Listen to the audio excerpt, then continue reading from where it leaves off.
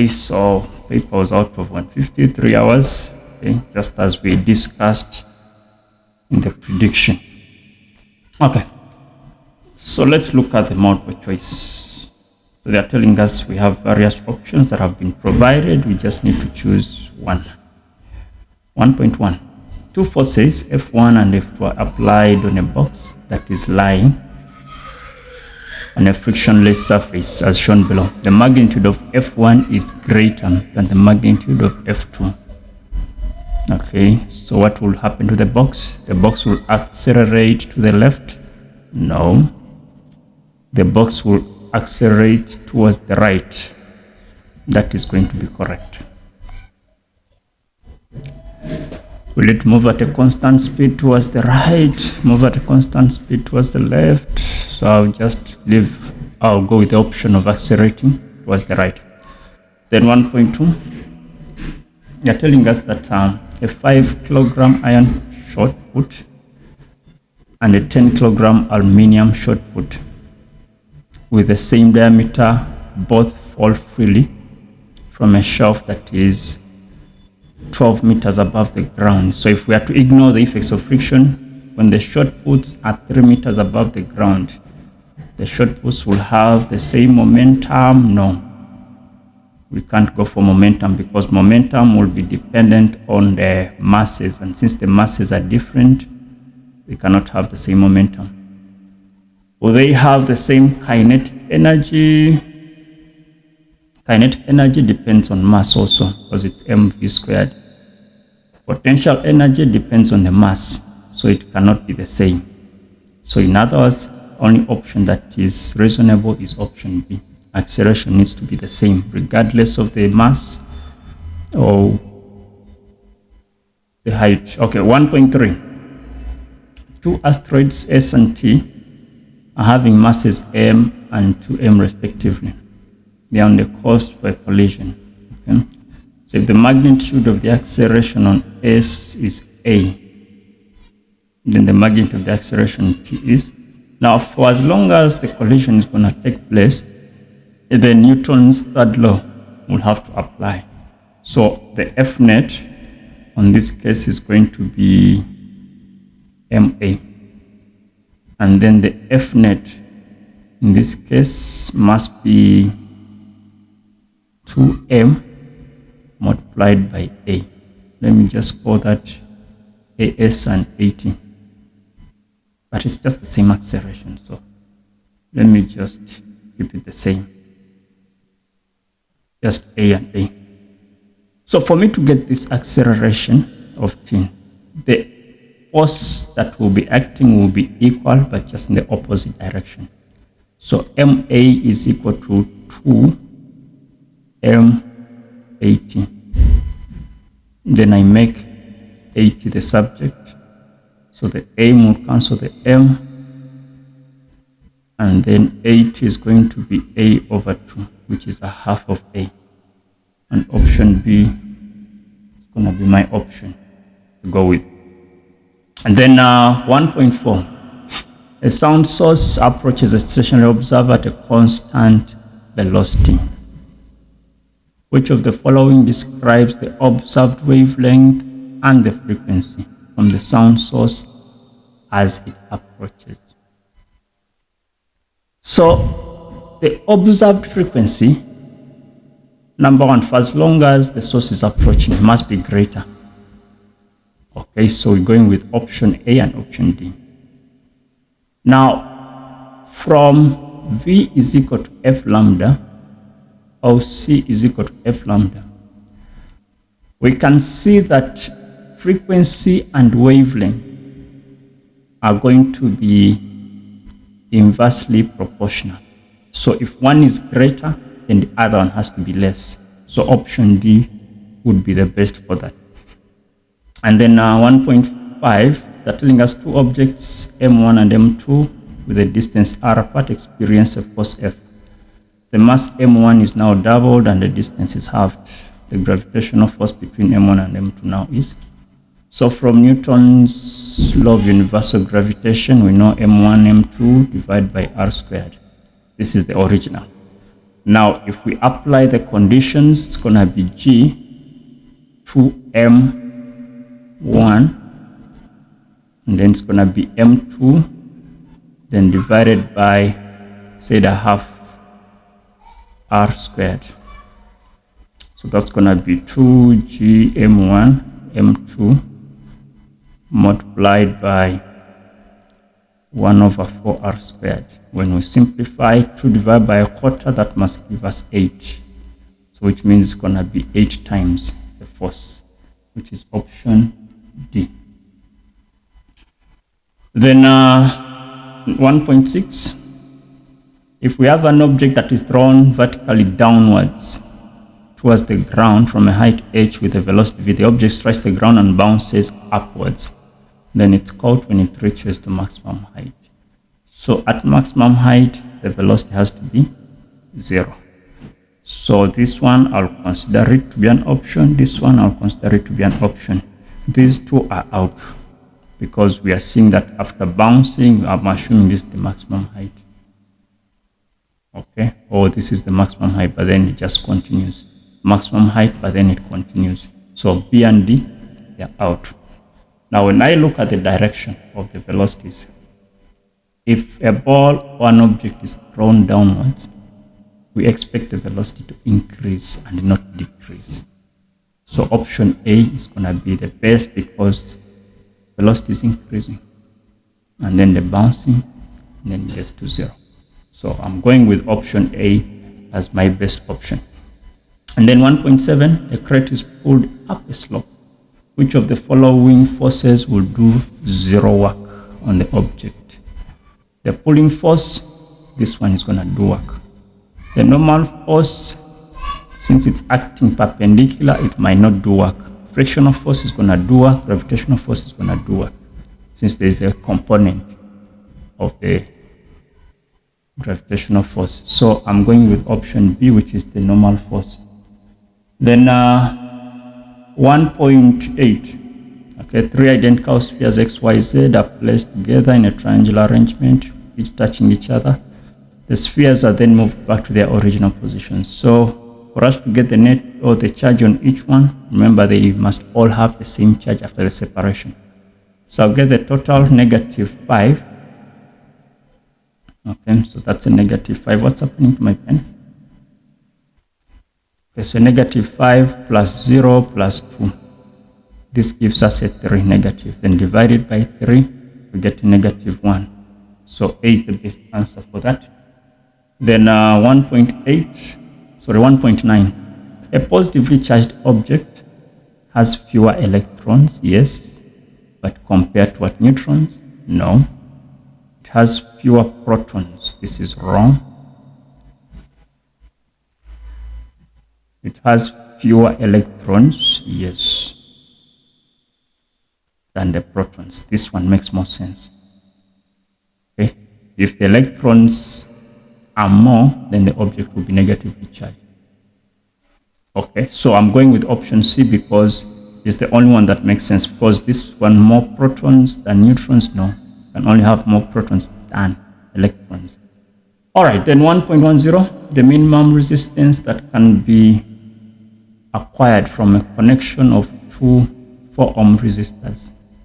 So when we have 2 4-ohm resistors, remember the connection can either be in series or in combination, or in parallel. Okay, so if I look at the series combination, I'll have a 4-ohm and then a 4-ohm. So a 4 plus a 4, that will give me 8 ohms. That is maximum. Okay, and then if I look at the parallel combination, I'll have my product, which is 16 over the sum, which is 8, and then I'll have a 2. So I'm going to go with option B. Okay, because we say the product over the sum. So it's 4 times 4 over 4 plus 4. 16 over 8, it's 2. This is the smallest resistance that we can have. Okay, so that is how my number 1 would have gone according to the way I understood the question. questions. Okay. Then question number 2. Block M, that is 10 kg, is connected to block small m with a 2 kg with a rope T of negligible mass. Okay, there is a pulley here. Okay. Both blocks are at rest, and then the slope is 30 degrees with the horizontal. A frictional force cannot be ignored. And then they want us to define the term normal force. So it's a force with which you can say a surface, a force which a surface exerts on an object, okay, with which we can say it is in contact. It is in contact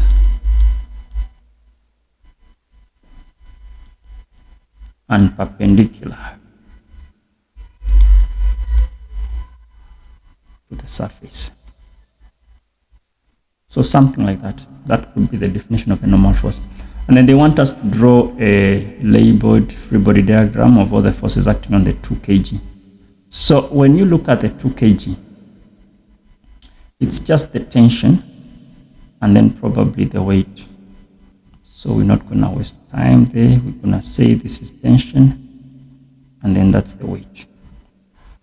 Then they want us to calculate the frictional force needed to keep the blocks at rest.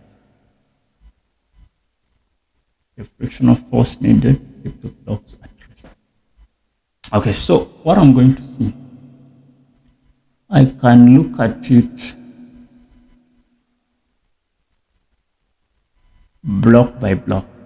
Okay, if I look at T, I know that I'm going to have the frictional force. I don't know which direction should I assume the object is moving. So since the 10 kg is bigger, I'll assume the direction of motion is this side. So I'll have FG parallel, then I'll have my frictional force there. Okay, let me try to make sense out of this. So when I look at the first body of the 2 kg, okay, so we're gonna say that with the 2 kg body, tension, or let me start with net force, is equal to MA. Okay, so tension minus the weight must give me the mass and the acceleration. But the objects are at rest, which means they're not going to move. So our acceleration has to be 0. So which means the tension is equal to the weight, which weight is going to be 2 multiplied by 9,8. Okay, so when I punch that into my calculator, I'm getting 19,6 newtons. Then let me also consider the 10 kg body. So what we are saying is that we are assuming that the object is moving downwards. So which means the F net is going to be the FG parallel minus the frictional force minus the tension must give us the MA. I don't know if that is going to make sense. So we're saying the FG parallel minus the tension minus the frictional force must give us MA. But our MA will be 0. Then, since we're looking for the frictional force, we can just transpose it that side. FG parallel is the same as mg, the sine of theta minus the tension is equal to the frictional force. The mass is 10 times 9,8. The sine of 30, I'm subtracting the 19,6. Why am I saying 19,n? Okay, I'll punch this into the calculator. 10 times 9,8 sine of 30 minus 19,6. This gives me 29,4. newtons. So this is what I'm ending up with as my frictional force. Okay, just to keep the object without moving. Okay, then 2.4, they're telling us that the rope snaps. Okay, and then M decides to slide down. The kinetic frictional force is 25 Newton. Okay, since there is no tension, the frictional force is going to be that much. Now they want us to draw a free body diagram on this 10 kg. So we can see that there is no tension. The friction is going to act upwards, and then we're only going to have the FG parallel. We're going to have the weight, and then the normal force there. So how many marks is it? It's 4 marks. So we can have approximately 4 forces. Okay, so I'll just, let me put it this side. This is 2.4.2.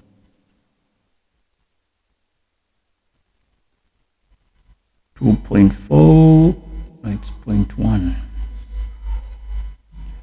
Okay, so we said frictional force there. We said FG parallel. We're saying the weight there. And then that's going to be our normal force. So that should be our free body. Then for 2.4.2, they are asking us to calculate the magnitude of the acceleration. Okay, so we need to get the acceleration with which the object will be moving downwards.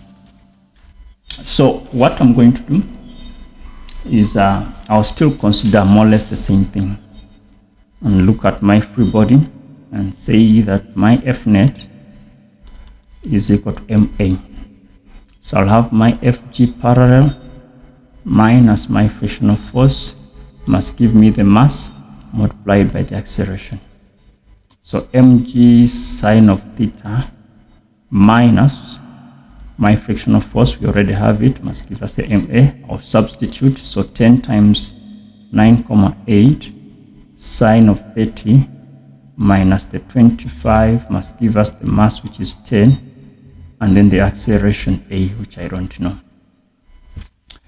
When I substitute, when I punch these numbers, 10 times 9,8 sine of 30, then I'm subtracting 25, I'm getting 24 on the left. Okay, is equal to 10A. Divide both sides by 10, which means our A is 2,4 meters per second squared. Okay, so that is what I'm getting for 2.4.2. And then we move on to 2.5. They're telling us that block M, the small block, just takes a half of a second to reach the ground. They want us to get the final velocity.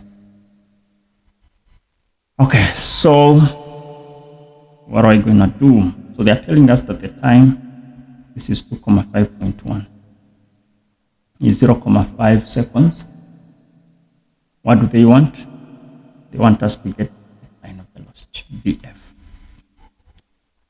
So V initial, I'm going to take it to be 0 initially when it was just hanging and dangling.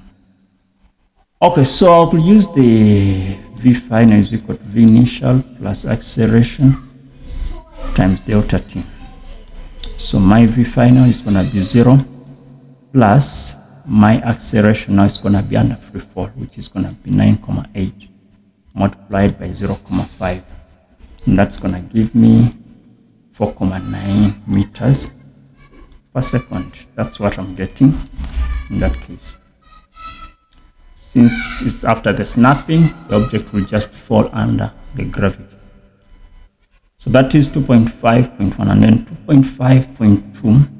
How would the final velocity of M be affected if the mass was doubled? Okay, and dropped from the same height? Increase, decrease, or remain the same? So in this case, I'm going to go for remain the same. Okay, why? Because it's just more or less the same as the first question we answered. under the multiple choice. Okay, so I'm gonna say it's just gonna remain the same, and the reason for this is that velocity is independent of the mass. The velocity is independent of the mass, and the motion of the object will entirely be affected, I'll say, by only the gravitational force. Gravitational force. So in other words, it will be some sort of a free fall. Okay, so that is question number 2. Question number 3, they are telling us that the Curiosity rover was dropped from 125 kilometers above the surface of Mars. The mass of the Curiosity rover is this much, and then the mass of Mars is this. The radius of Mars is 53.25% that of Earth. Then they want us to state Newton's law of universal gravitation. So we know that objects in the universe,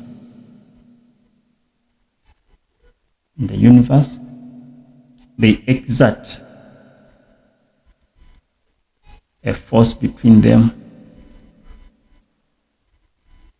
that is directly proportional.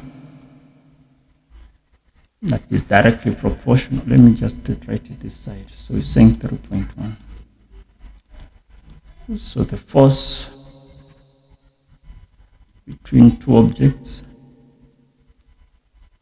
in the universe is directly proportional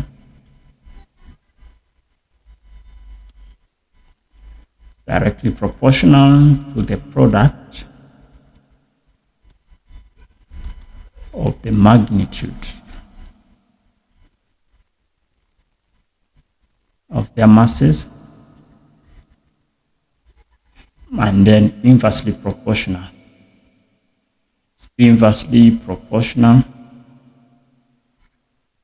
to the square of the distance,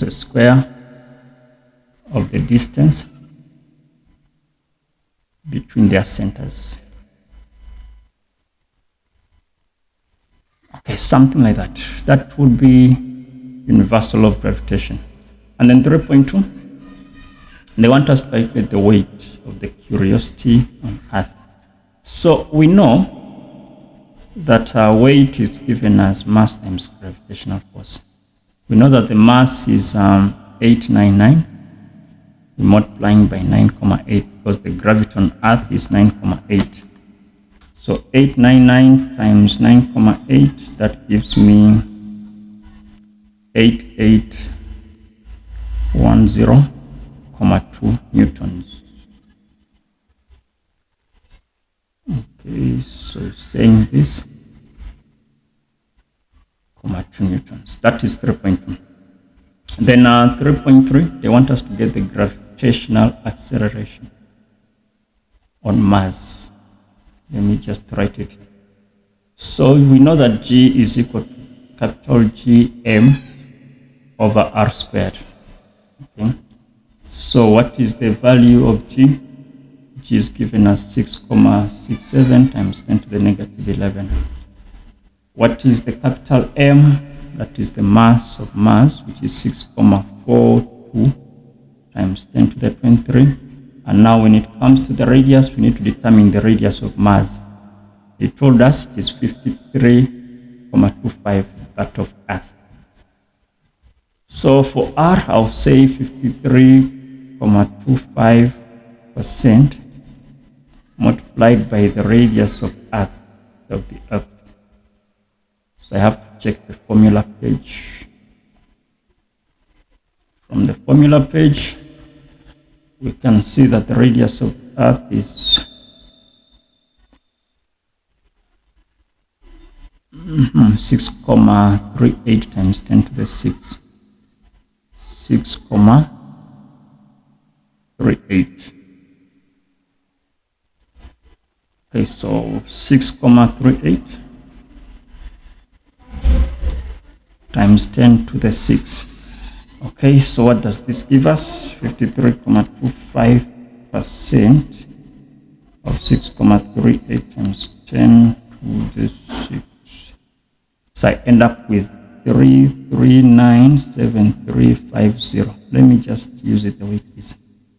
Okay, I would substitute 6,67 times 10 to the negative 11 multiplied by 6,42 times 10 to the 23 over 3397350, but then I have to square this. Okay, so when I punch this into my calculator, times 10 to the negative 11 multiplied by 6,42 times 10 to the 23, dividing it by 33350 squared, it's giving me 3,71.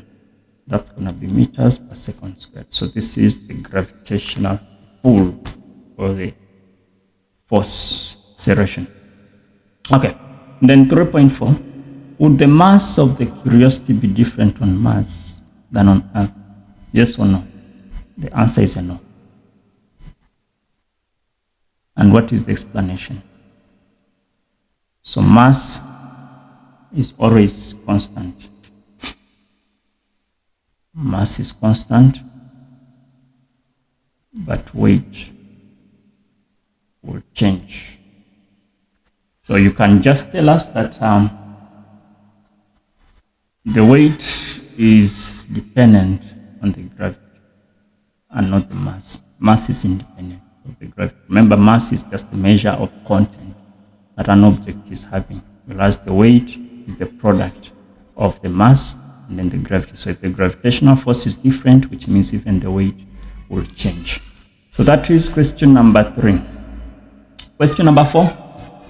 They're telling us that a learner that is standing at the bottom of the building throws a ball A upwards at a constant speed, at a speed of 11 meters per second, and ball A reaches the maximum height T. Then after 0.72, another learner standing on top of the roof. But you're already on the roof. Why are you on top of the roof? Standing on the roof of the building, throws the ball B upwards. The two balls reach point at the same time as shown in the diagram. All right, they want us to define what free fall is. So free fall is just a motion. Okay, it's a motion.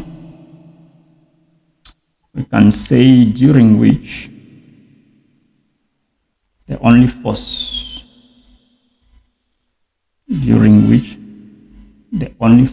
acting on the object,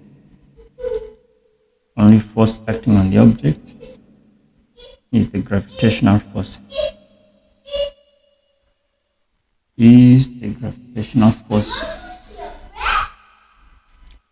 Okay, so that is free fall. And then a projectile. So projectile is an object. Okay, which object has an object which has an initial velocity.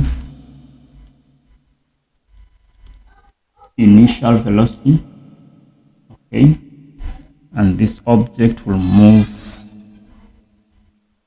We can say moves under the influence of the gravitational force.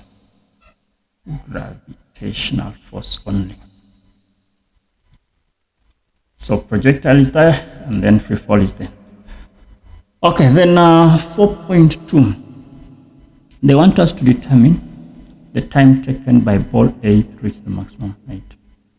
So what do we have? We have the V initial, which is 11. We know that our acceleration is going to be the G, which is 9.8. We know that the V final is going to be 0, since T is the final point. They are asking us to get delta T. Okay? So by looking at the information I have, I can use the first equation. Okay. First equation, whereby I will say V final is equal to V initial plus A delta T. Just write the equation, you'll get a mark for that. So when I do my substitution, we know that our A is going to be the G. So V final is a 0, V initial is 11, plus, I'm going to say negative 9,8 multiplied by T, or delta T. Then I can transpose the 9,8 to that side, is equal to 11, so delta T is going to be 11 over 9,8. Okay, with my calculator, I'm getting 1,12 seconds.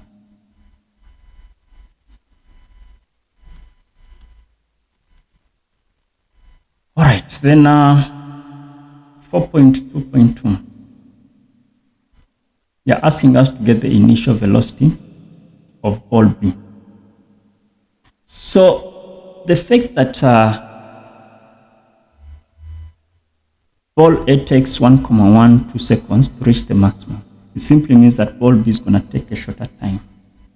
So the time for ball B is going to be 1,12 minus the 0,72, since they're going to reach the maximum height at the same point. So 1,12 minus 0,72, I'm getting 0,4 seconds. Okay, question wants the initial velocity. So V initial is what I want, V final is 0, my delta T is 0,4. So I can still use the same first equation. So V initial plus A delta T. So 0, that's V initial, plus going to be negative 9,8 multiplied by 0,4. So I can move, no, let me just keep it there. So 9,8 multiplied by 0,4, that gives me 3,92. Move it that side, which means VI is 3,92 meters per second. Okay, then 4.2.3. They want me to get the height of the building. So what I can do for the height of the building, I can decide to get the displacement that the object A traveled. Okay, so the maximum height of A, and then I also get the maximum height of B, and then I subtract it, and I'll have my height of the building. So 4.2.3, I'll do it this side. So I'll see the displacement of A. I can use VI delta T plus a half A delta T squared. Okay. So my V initial was 11. My time was 1,12 plus a half. I'm going to use negative 9,8 multiplied by 1,12 squared. Okay. And I punch this into my calculator, I'm getting 6,17 meters. Then I'll do the same with B, which is V initial of B multiplied by delta T plus a half A delta T squared of B. So the V initial, we got it as 3,92. We are multiplying by 0,4 plus a half multiplied by negative 9,8 times 0,4 squared. I'm taking the upward to be negative. Okay, so when I punch this into the calculator, I'm getting a 0,78 meter.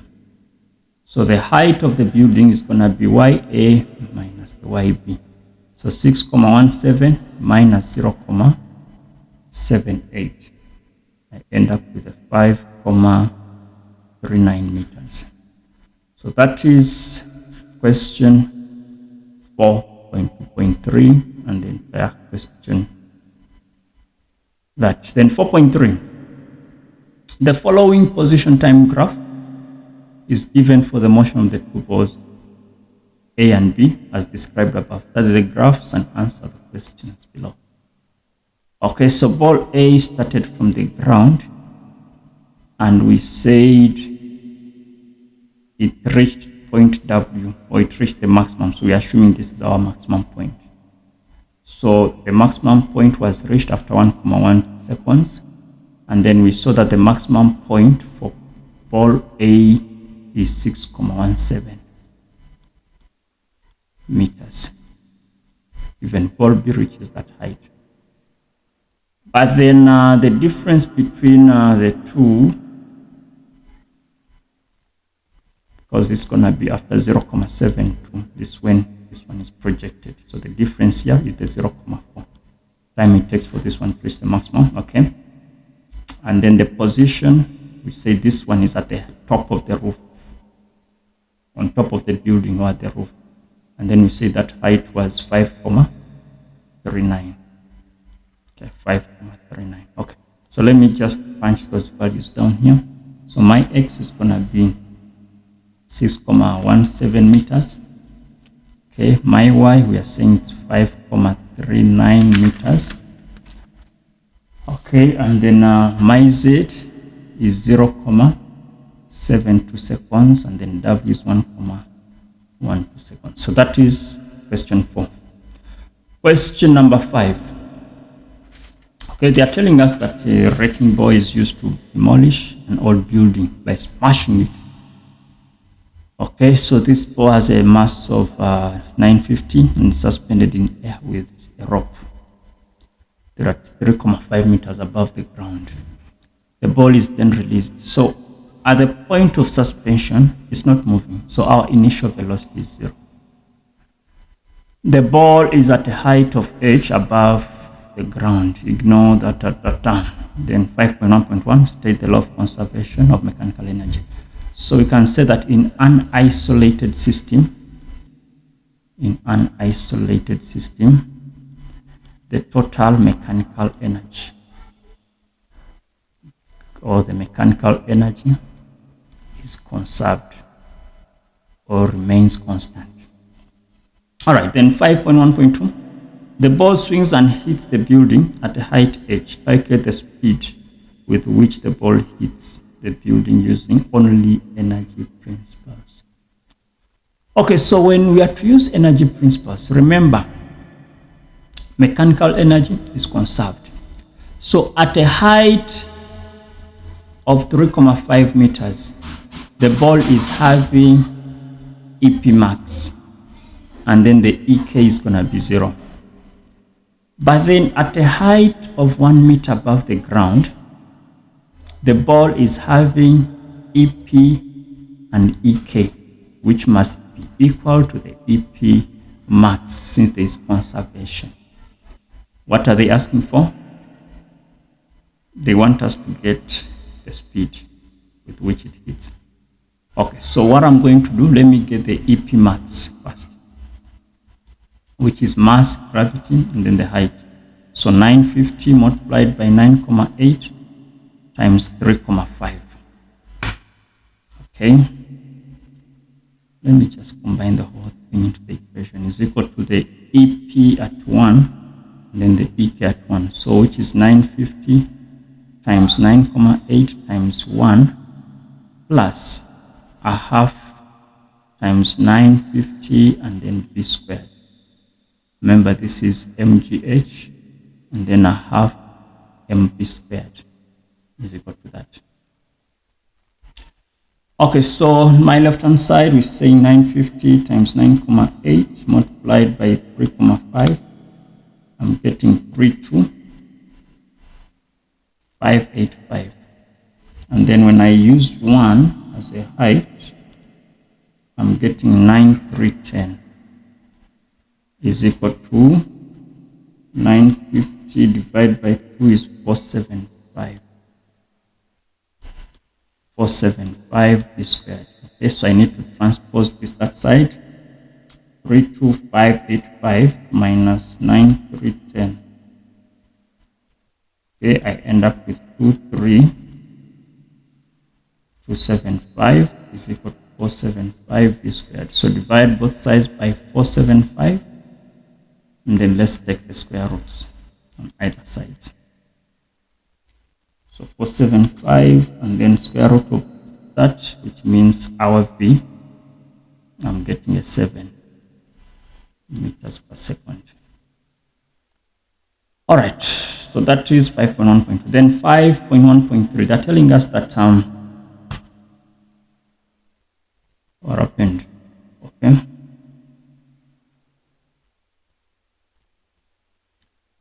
Okay, so the ball hits the wall and takes 0.1 seconds to stop and then rebounds. Calculate the magnitude of the force with which the ball hits the wall. So what we're going to do here is we can look at the impulse. Okay, so this is 5.1.3. You know that F delta T must give us the change in momentum. So since the ball is hitting the wall with this, so this is our V initial, and then our V final is going to be 0. Okay, so let's see, we're saying force is going to be the change in momentum over delta T. So that's the mass V final minus V initial over delta T. The mass was 950. I'm multiplying it by 0 minus that. It's going to be 0 minus 7, which is negative 7 over 0.1. Okay, so 950 times 7 divided by 0.1. I end up with 66,500. Okay, so that is negative 66,500 newtons. So it's just 6,500. What was the question asking for? Determine the magnitude of the force with which the ball hits the wall. So it's just in the opposite direction. Okay, so newtons. Okay, so that is 5.1.3. And then 5.1.4, write down the force that the wall exerts on the ball. So it's just going to be the same force. Okay, so we said it is 6,500 newtons. Then name and state the law. So it's Newton's third law that is used to arrive at this. And how do you state that? And say that when body A exerts a force on body B, saying that body B reacts by exerting the same amount of force. So exerts a force of equal magnitude, but in the opposite direction. Opposite direction. Okay, so that is how 5.1.4 will be answered. So Newton's third law, and then you state the third law. Then 5.2 are telling us that there is a grade 12 learner with a mass of 75 kilograms that is on a skateboard of mass 2 kilograms that is moving at a constant speed of this much east over smooth surface. There is a ball of 500 grams that is moving at that velocity west that is thrown to the learner. Then the learner catches the ball, and then the final kinetic energy after the collision is this much. Calculate the initial speed, 5 Mach. So what I'm going to do, since I know that kinetic energy is given as a half mv squared, let me start by getting the final velocity. Okay, so I'll have my 146 is equal to a half, then the mass of everything combined. So the learner, the skateboard, as well as the ball. Okay, so that's gonna be 75 plus 377 plus this is a half of a kg. So 77.5 and then BF squared. Okay. Then I'm gonna have my VF as the square root of 2 times 146 over 77.5. When I punch this into my calculator, I'm ending up with 1.94. So V final is 1.94 meters per second. But the question is asking for V initial. Then we need to apply the momentum, conservation of momentum. So I'll say mass of the learner, velocity of the learner, plus mass of the ball, velocity of the ball. These are initials. Must give us the mass multiplied by the V final. This is going to be now the combined mass of everything. Okay, so initially we had a 75 and then a 2, which gives us now a 77. The V initial was a 2, plus the mass of the ball was 0.5, but it is moving in the opposite direction, which is negative V. The mass of everything combined is 77.5 multiplied by 1.94. Then I need to do my subtraction, so I'm going to transpose this to that side. So I'm going to have negative 0.5V is equal to 77.5 multiplied by 1.94, subtracting 77 times 2. This gives me negative 3.65. Then I'll divide both sides by negative 0.5. Okay, and then my V is gonna be saying negative 0.5 becomes 7.3 meters per second. So that is 5.2. All right, then question number 6. They're telling us that an object that is having a mass of 85 kilograms was initially at rest on the ground, then it's pulled vertically upwards at a constant acceleration of this much by means of a light rope. Ignore resistance, the mass of the rope, or any effects. Then they want us to draw a body diagram of the mass while it is moving upwards. So 6.1, we know that for as long as the object is moving upwards, there's going to be the tension, and then there's going to be the weight. Okay. And then 6.2, name the non-conservative force that acts on the mass. Okay, so we can go for drag or the resistance, but they told us we must ignore the resistance. Okay. And then any rotational effects. So we can go for the, what do you call that?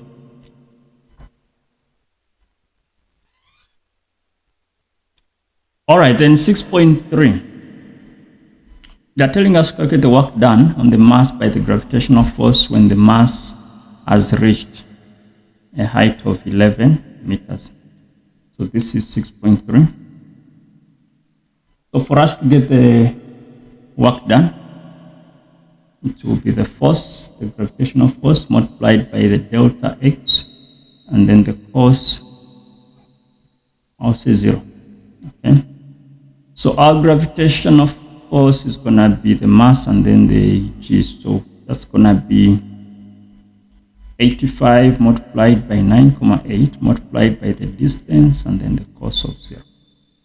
Okay.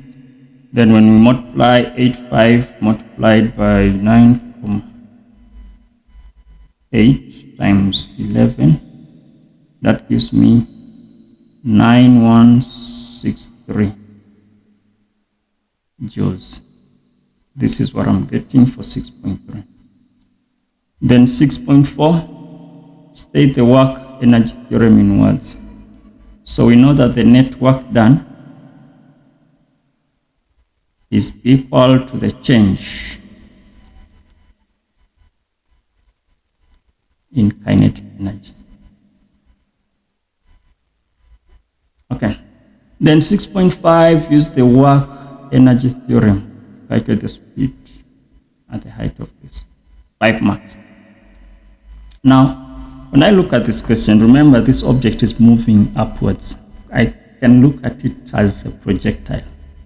Okay, so if I use that scenario, I might end up losing the marks, but I will get the same answer.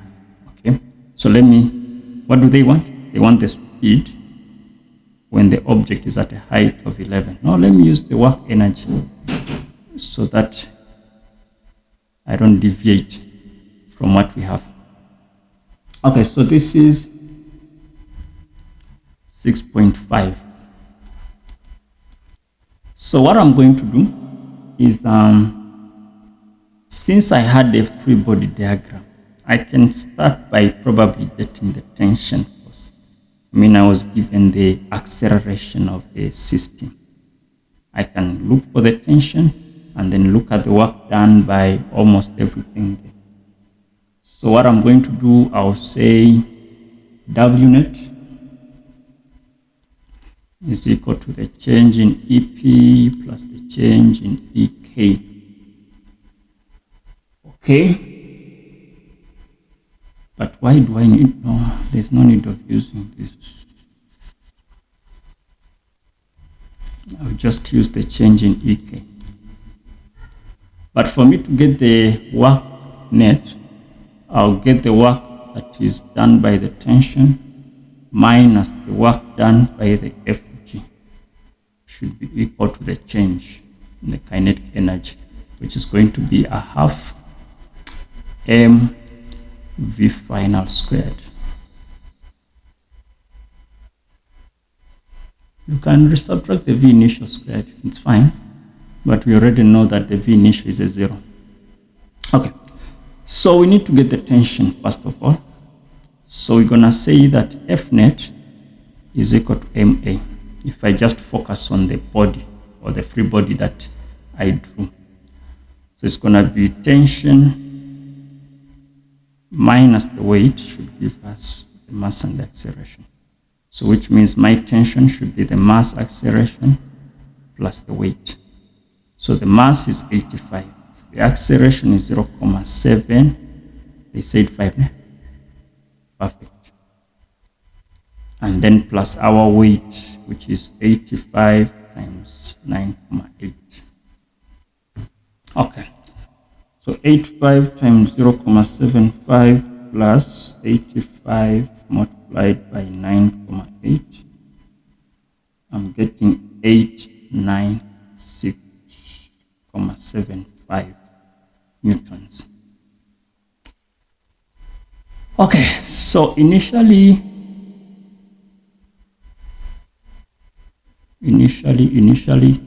now I need to get the work done by this. Okay, so it's 896.75 multiplied by the distance, which is 11, and then the cos of 0, since it's moving the same direction. Okay, that's gonna be 9864.25 joules. Okay, so 9864.25 minus the gravitational, we got 9163 is equal to a half times 85 v final squared. Okay, so when I subtract that 9163, I'm getting 71701.25 is equal to 40. Is it 47.5? No, 42.5 v final squared. Then I'll divide both sides by 42.5 over 42.5. This cancels that, and then I need to find the square root on either side. So my v final is gonna be 4.06 meters per second. So even if I were to use the equations of motion, I was gonna get the 4.06. How? if I use the VF squared is equal to VI squared plus 2A delta Y. We're looking for VF. So it's going to be square root. V initial is a 0 plus 2 multiplied by our acceleration, which is 0.7. Now I can't use that. No, I can actually. So it's 2 multiplied by 0.75 multiplied by 11 to give me that. But this does not apply to the work energy theory. Okay, then 6.6. They're telling us that a 30 kilowatt motor is used to lift the mass of 85 kilograms to a height of this. Calculate the percentage efficiency of that. Okay, so what we're going to do first of all, we know that our network was 9864.25, the network done by the tension, because we're focusing on the motor, and then the motor is having the cable within it. So we can say that power is given as the work done divided by the time. Is it possible for me to get the time, which will be work multiplied by the power? So the work done was the 9864.25 that we just calculated over the power, which is 30,000 watts. Okay. Then I'm gonna get, I divide that, I'm getting 0.329 seconds. Then I need to look for also the energy input, which is still gonna give me power multiplied by the time. So I'm moving in circles. So still the 30,000 for the motor, multiply the time it takes, which is 0.329. I mean, I'm just gonna get the same answer of this. And then when I look for efficiency, it's gonna be the input over the output times 100%. So our input is 9864.25. The output is just the same thing. We're multiplying by 100%. So the motor is 100% efficient, which is very rare. According to the question, this is what I'm getting, but in real life, it's hardly possible for something to be 100% efficient. Okay, question number 7. The siren of a rescue vehicle emits waves at a frequency of 360 Hz, and then the frequency of the sound as heard by the listener that is standing by the roadside is 405. Define Doppler effect. So Doppler effect, we know that it is just a change, okay, in the frequency of sound detected, frequency of the sound detected by the listener. Okay, and why is this? It's due to the change in the velocities of the listener and the source, but relative to the medium of sound propagation. Okay, there you have your 2 marks. Then 7.1.2. Was the rescue vehicle moving towards or away from the listener? Explain the answer, making specific reference to the frequency, wavefronts, as well as the wavelength. So the fact that the frequency is higher, okay, is going to be moving towards. Okay, so what's going to be our explanation? I'm going to say that the observed frequency is higher than the emitted. Okay, so as the vehicle approaches, okay, the wavelength decreases the wavelength will decrease, and since wavelength is inversely proportional to frequency, then the frequency will be high. Okay, then 7.1.3, take the speed of sound in air to be 340, calculate the speed with which the vehicle is moving. So I'll do it this side. So we know that frequency of the listener is equal to V plus minus velocity of the listener plus minus velocity of the source times the frequency of the source. So they told us this was a 405. They told us that's a 340, I'm going to say plus on top. Velocity of the listener is a 0 over 340 minus velocity of the source, which we want, times 360. Okay, so what I'm going to do, I can have 405 over 360 is equal to 340 over 340 minus Vs. When I do my cross multiplication straight away, I can have 340 minus Vs is equal to 340 times 360 over 405. Okay, so when I simplify what is on the left, so on the right, I'm having 302,22. Then I just have to move this to the side.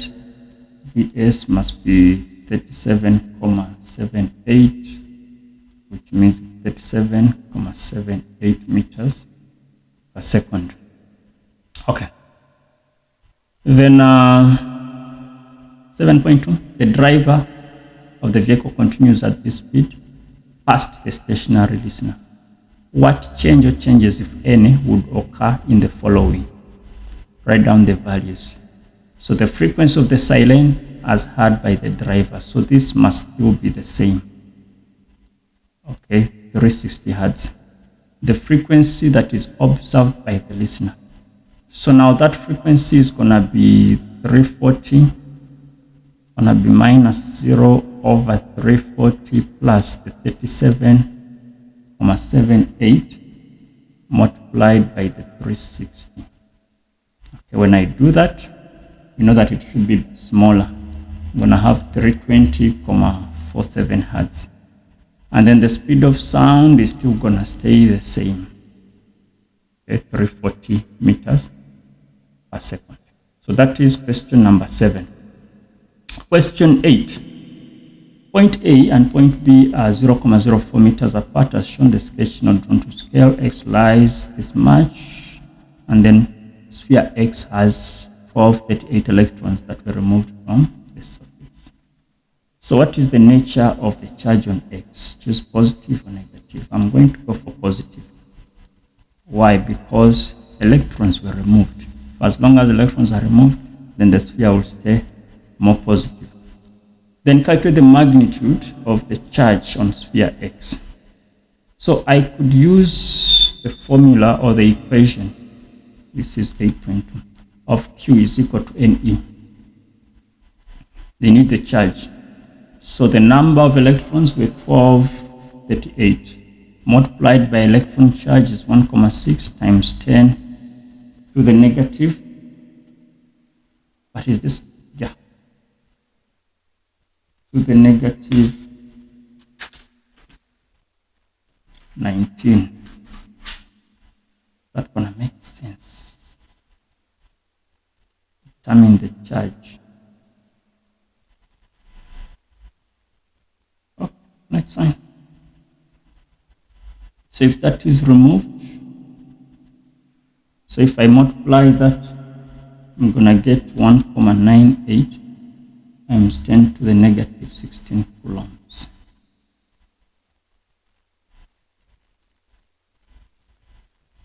Okay. Let me just check this paper.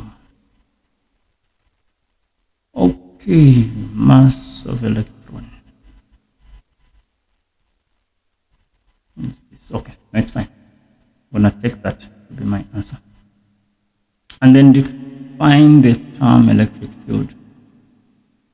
So electric field is just the region of space.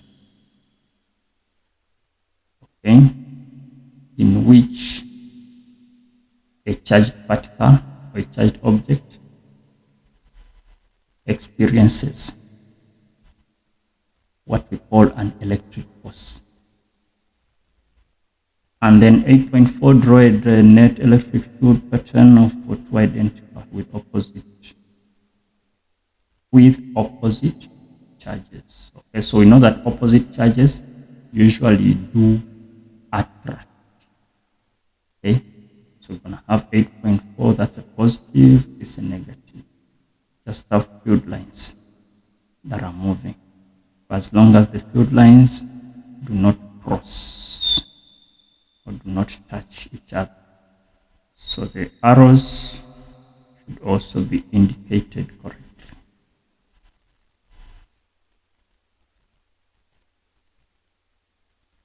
Okay, so that is 8.4. And then 8.5.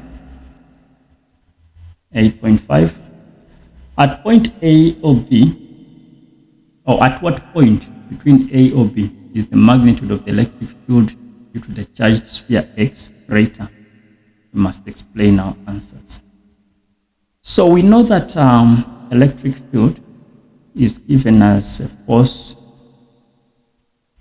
over Q, which is the same as AQ over R squared. Let me use this. So we can see that the electric field is inversely proportional to the radius squared, which means if the radius is increased, the electric field is going to become smaller or weaker. And if the radius is smaller, the electric field is going to be stronger.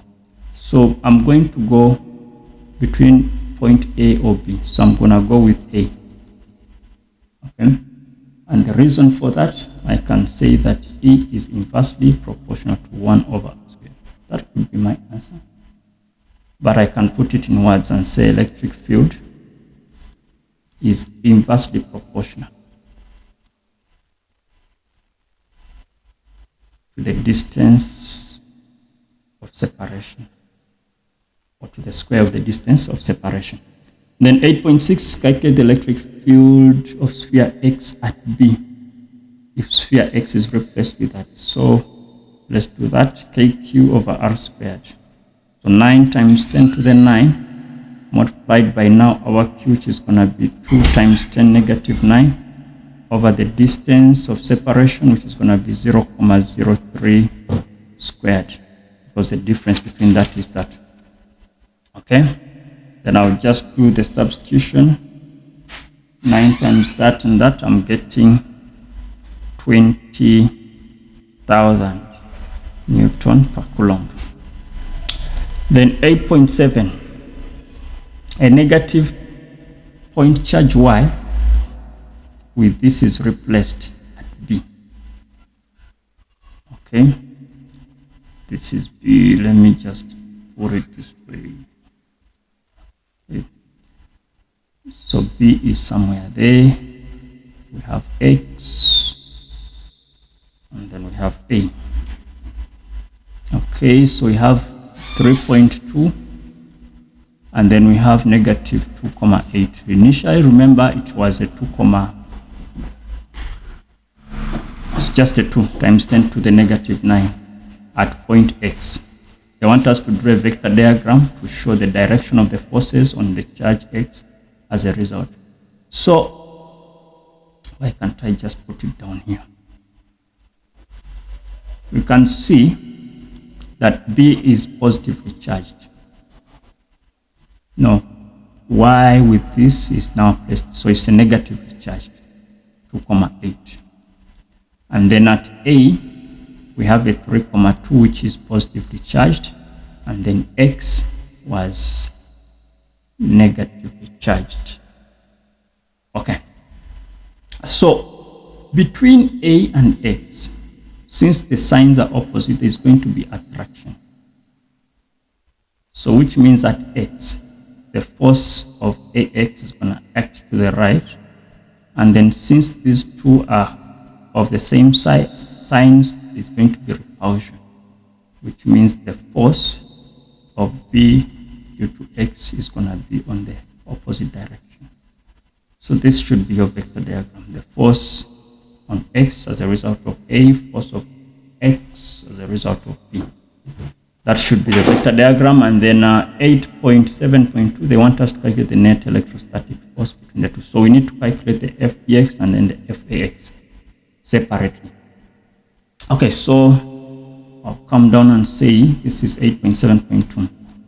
FA of X, K Q of A, Q of X divided by the distance of separation, 9 times 10 to the 9, multiplied by my A, we said is 3,2 nanocoulomb. So that's going to be 3,2 times 10 to the negative 9. Our X is negative 2, so just use the 2 times 10 to the negative 9 over 0,01, but everything is squared. Okay, so when I punch that into my calculator, I'm getting 3,2, and that I'm getting 5,76 times 10, 1, 2, 3, 4 to the negative 4. This is newtons. And then F B of X, still the same formula, substitution, negative is positive 9, multiplied by 2 times to the negative 9, multiplied by, we say it's going to be 2,8 times 10 to the negative 9, dividing this by 0,03 squared. This is going to give me 5,6 times 10 to the negative 5 newtons.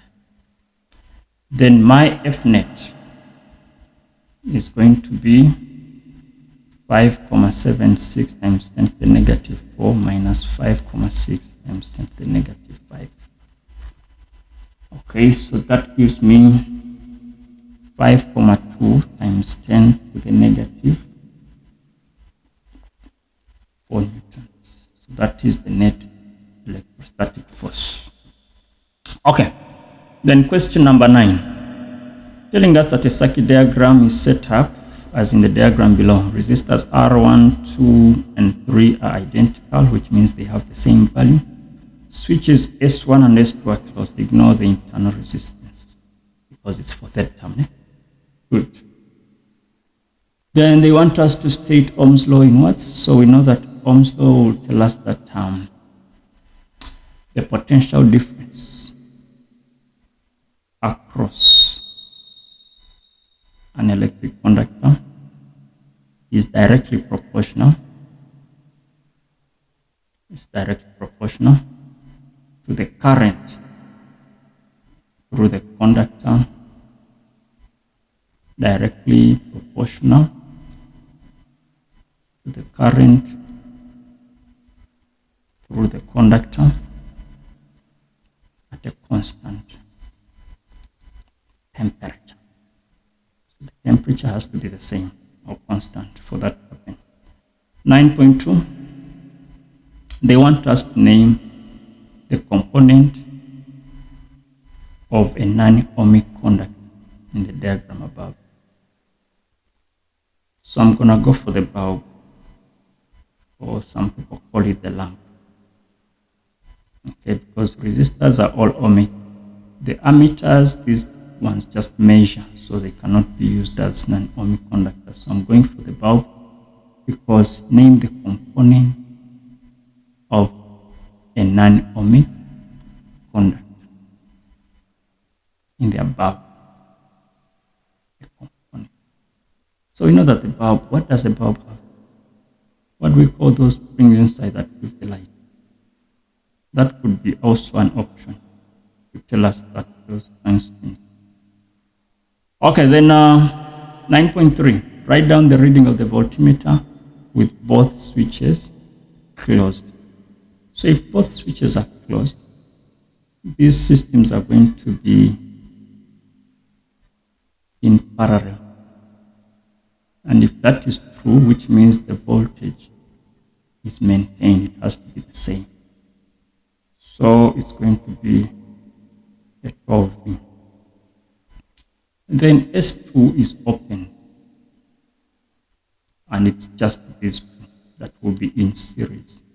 But we know that the total voltage across the VR2 and the VR3 must be equal to the Makul V. So still 12 volts, since the voltmeter is connected across the terminal. Then 9.5, switch S2 is closed and S1 is open. Now the moment you open S1, there is no current that is flowing. Nothing is happening there. They want us to get the voltmeter read. So it's going to be 0 V. Then S2 is opened. How would this affect the ammeter reading? So if this resistor is out and we have just this two, is the ammeter reading gonna stay the same, increase or decrease? Now let's take this to be 2 ohms, 2 ohms, and then 2 ohms. These two are in series. For them to be combined, we shall have just a 4 ohm resistor, one block that is a 4 ohm. Now the moment we have a 2 ohm and a 4 ohm combined, if both switches are closed, we shall have a product over the sum, which is like 8 over 6. That's 4 over 3, which is 1,3 ohms. That's going to be our effective resistance. Now, if this resistor is out, we're going to have an effective resistance of 4 ohms, which is bigger. So if the resistance is bigger, the current is going to be... Let's see. If that is going to make sense, let's see. Telling us if S2 is opened, okay, so there's no more flow of current this side. It's just the same current that is flowing through the circuit. Originally, the ammeter reading was constant. So if switch S2 is opened, how would this affect the ammeter reading? But the ammeter reading is connected, not even close to any of these. So the ammeter reading is going to stay the same, guys. It stays the same.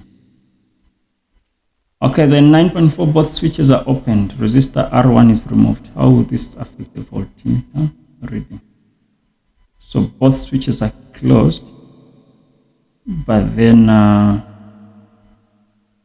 R1 is removed. So there's no resistor here. It's just that. Is there any voltage across? Is there any voltage across? Yes. So how will it affect the voltmeter reading? Voltmeter reading is gonna stay the same. It's gonna stay the same. So guys, that's all that we have to do. But remember, this is a proposed memorandum. Yes, there could be hiccups here and there. We're human, okay? If there are any issues, please just load them under the comment section. We shall rectify them.